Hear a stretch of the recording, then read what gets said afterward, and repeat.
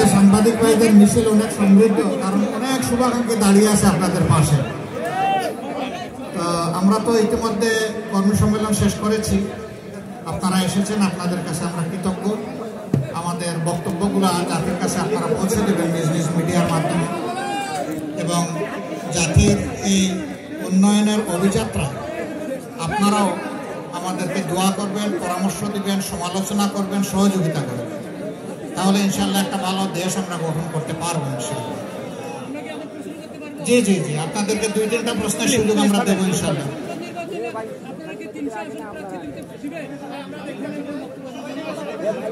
আগামী সংসদ নির্বাচন সুষ্ঠু হোক, এটা আমরা সবাই চাইতো। সুষ্ঠু নির্বাচনের জন্য আগে সুষ্ঠু পরিবেশ বা সমতল মাঠ তৈরি করতে হবে, লেভেল প্লেইং ফিল্ড। এটার জন্য কিছু বেসিক সংস্কার লাগবে। সংস্কারের কাজে বর্তমান সরকার হাত দিয়েছে, তারা একটু সময় চেয়েছে। আমরা যখন 17.5 বছর ধৈর্য ধরতে পেরেছি, আমরা ইনশাল্লাহ আরো কয়েকটা দিন ধৈর্য ধরতে পারবো আমরা আশা করি।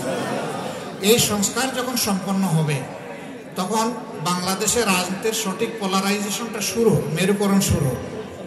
সেই মেরুকরণের সময়ই আমরা আপনাদেরকে জানিয়ে দিব যে আমরা কিভাবে এবং কতটা আসনে আমরা অংশগ্রহণ করছি। আপনাকে ধন্যবাদ।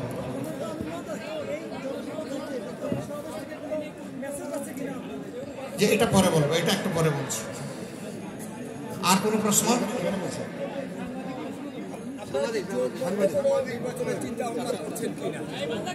জি আচ্ছা, এক ভাই প্রশ্ন করেছিলেন 300 আসনে আমরা প্রার্থী দেব কিনা। আরেক ভাই প্রশ্ন করেছেন সাংবাদিক বন্ধু যে আমরা কোনো জোটবদ্ধ নির্বাচনের চিন্তা করছি কিনা। এই সবগুলাই যখন রাজনৈতিক মেরুকরণ একটা পর্যায়ে যাবে, তখন হবে। দেশের স্বার্থে 3টা ফর্মে আমরা ইলেকশনে অংশগ্রহণ করতে পারি। একটা হলো এককভাবে, 2 নম্বর হলো কারোর সাথে জোটের মাধ্যমে, জোটবদ্ধ হয়ে, 3 নম্বর হলো সমঝোতার ভিত্তিতে। আমাদের দেশে এই 3 পর্যায়ে ইলেকশনে অংশগ্রহণ করার সংস্কৃতি রয়েছে। আমরা ইনশাল্লাহ তার যে কোনো একটা অনুসরণ করব, কিন্তু সময় এখনো ম্যাচিউর হয়নি। গাইবান্ধা কৃষি বিশ্ববিদ্যালয়ের ব্যাপারে কি প্রশ্ন করেছেন? দাবি করেছেন, তো সে দাবির সাথে তো আমি আপনাদের সাথে একমত।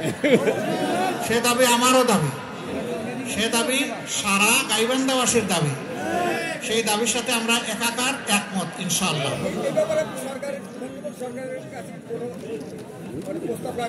এই তো আজকেই তো প্রস্তাব রেখেছি, এবং ব্যক্তিগতভাবে কথাও বলবো ইনশাআল্লাহ।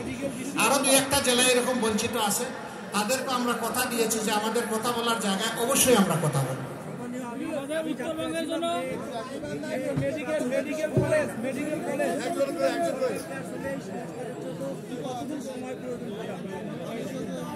তারা বলেছেন যে তাদের আরো মিনিমাম 1 বছর সময় লাগবে সংস্কারের বেসিক কাজগুলো সারতে।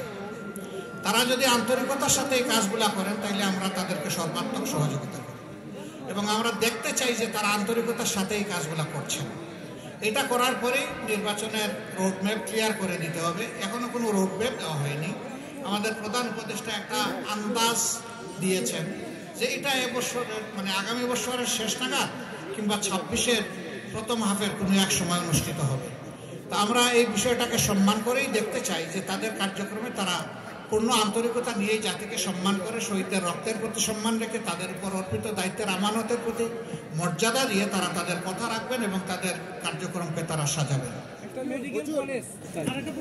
হ্যাঁ, 4টাই আমি দাবি করেছি এবং বলেছি যে একসাথে আর 4টা করবে না, তো কোনো জায়গায় করে না, যে কোনো একটা দিয়ে শুরু হোক। আমরা সেটা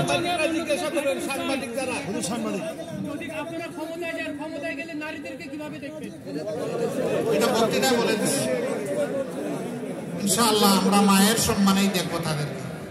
আর কেউ? আলহামদুলিল্লাহ, আমার মনে হয় যারা প্রশ্ন করেছেন তাদের মাধ্যমে বাকিদের প্রশ্ন এসে গেছে। তা আমরা না এখানে ভলান্টিয়ারদের কোনো প্রশ্ন নাই। প্রশ্ন কেবল ভলান্টিয়ারদের কোনো প্রশ্ন নাই, প্রশ্ন সাংবাদিক বন্ধুদের। এই সেশনটা এক্সক্লুসিভলি সাংবাদিকদের জন্য। তা আপনাদের সকলকে ধন্যবাদ। আবারও দেখা হবে লড়াইয়ের ময়দানে, রাজপথে, ইনসাফ ভিত্তিক সমাজ গঠনে।